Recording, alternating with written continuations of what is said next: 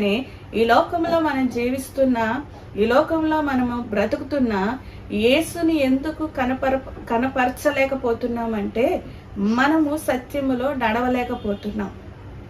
దేవుని సన్నిధానంకి వెళ్ళినప్పుడు ఆయన ఆరాధిస్తున్నాము, ఆయన స్తుతిస్తున్నాము, ఆయన మాటలు వింటున్నాము, ఆయన అనుసరిస్తున్నాము అని అనుకుంటున్నాం. కానీ దేవుడు ఆ విధముగా మనల్ని జీవించమని చెప్పలేదు.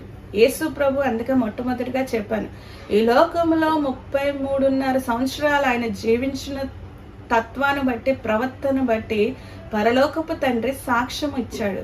బాప్తిస్మ ఇచ్చే యోహాను సాక్ష్యం ఇచ్చాడు. ఆయన జన్మ గురించి సాక్ష్యం ఇచ్చారు గొర్రెల కాపరులు.